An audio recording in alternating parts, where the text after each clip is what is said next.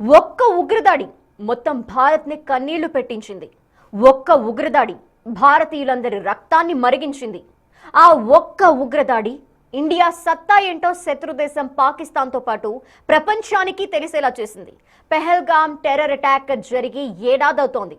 ఈ ఉగ్రదాడి బాధితులనే కాదు, మొత్తం భారత్ని వెంటాడుతోంది. పెహల్గాం ఉగ్రదాడి తర్వాత పరిస్థితులు మారాయా? ఆపరేషన్ సింధూర్తో ఇండియా పంపిన సిగ్నల్ ఏంటి?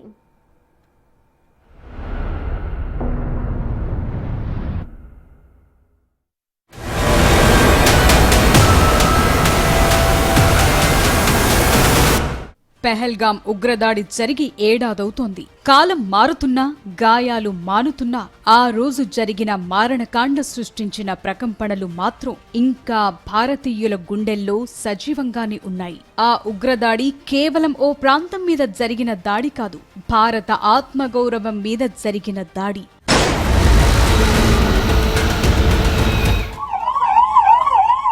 ఏడాది క్రితం ప్రకృతి ఒడిలో ప్రశాంతంగా సేదదీరుతోన్న పెహల్గాం ఒక్కసారిగా తుపాకుల మోతతో దద్దరిల్లింది. పర్యాటకుల స్వర్గధామంగా పిలువబడే ప్రాంతం ఉగ్రవాదులు సృష్టించిన రక్తపాతంతో విషాదంలో మునిగిపోయింది. ఏడాది గడిచినా ఆనాటి జ్ఞాపకాలు ఇంకా పచ్చిగానే ఉన్నాయి. టూరిస్టులే టార్గెట్ గా ఉగ్రవాదులు మెరుపుదాడికి పాల్పడ్డారు.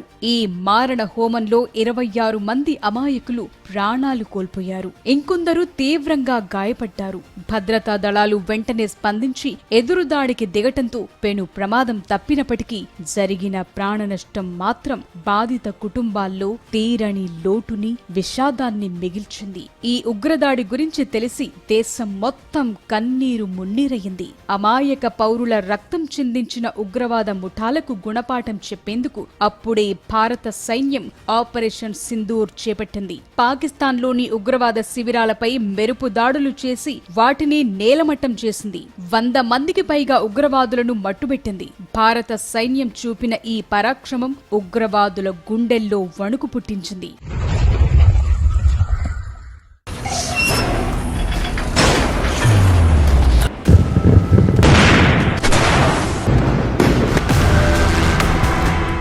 భారత్లో అలజడి సృష్టించటమే లక్ష్యంగా ఉగ్రవాదులు పెహల్గాంలో పర్యాటకులపై దాడికి పాల్పడ్డారు. ఈ ఘటన తరువాత భారతీయుల రక్తం మరిగింది. ఎట్టి పరిస్థితుల్లోనూ ఉగ్రమూకలను ఉపేక్షించేది లేదనే సంకల్పం ప్రతి పౌరుడిలోనూ వ్యక్తమైంది.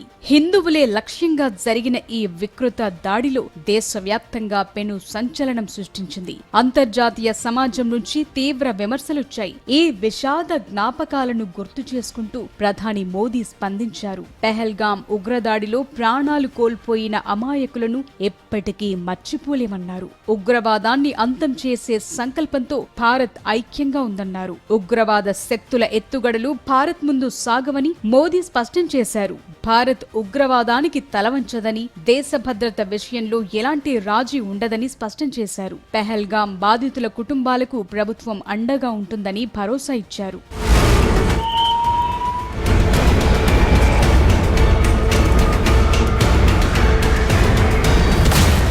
పెహల్గాం దాడి కేవలం పర్యాటకులపై జరిగిన దాడి మాత్రమే కాదు, కశ్మీర్ ఆర్థిక వ్యవస్థపై జరిగిన దాడి. వేలాది మంది స్థానికులు అక్కడ టూరిజం పైనే ఆధారపడి జీవిస్తున్నారు. గడచిన ఏడాదిలో జమ్మూ కశ్మీర్ పాలన, భద్రతా వ్యవస్థలో కీలక మార్పులొచ్చాయి. పెహల్గాం, గుల్మార్గ్ లాంటి పర్యాటక కేంద్రాల్లో నిఘా పెంచారు. అధునాతన డ్రోన్లు, సీసీటీవీ కెమెరాలతో నిరంతర పర్యవేక్షణ జరుగుతోంది. దాడి జరిగిన మొదట్లో పర్యాటకుల సంఖ్య తగ్గినప్పటికీ ప్రభుత్వం తీసుకున్న భద్రతా చర్యలతో మళ్లీ టూరిస్టులు లోయకు తరలివస్తున్నారు. ఉగ్రవాదుల కదలికలను గుర్తించడంలో స్థానిక ప్రజల సహకారాన్ని భద్రతా దళాలు మరింత పొందుతున్నాయి. ముఖ్యంగా భారత ప్రభుత్వం జీరో టాలరెన్స్ విధానంతో ఉగ్రవాదాన్ని అణచివేస్తోంది. గడచిన కొన్ని నెలల్లోనే కశ్మీర్ వ్యాలీలో అనేక మంది కీలక ఉగ్రవాద కమాండర్లను భద్రతా దళాలు మట్టుబెట్టాయి. సరిహద్దుల గుండా చొరబాట్లను అడ్డుకునేందుకు అత్యాధునిక సెన్సార్ వ్యవస్థలను ఏర్పాటు చేశారు. పాకిస్తాన్ స్పాన్సర్ చేస్తోన్న ఉగ్రవాదానికి చెక్ పెట్టేందుకు భారత్ దౌత్యపరంగానే కాదు, సైనిక పరంగానూ వెనకడుగు వేయటం లేదు. ఆపరేషన్ సింధూర్ తరువాత సరిహద్దు అవతల ఉన్న ఉగ్రవాద శిబిరాల్లో భయం మొదలైంది. భారత్ తన రక్షణ కోసం ఎంతటి సాహసానికైనా సిద్ధమని ఈ ఆపరేషన్ చాటి చెప్పింది.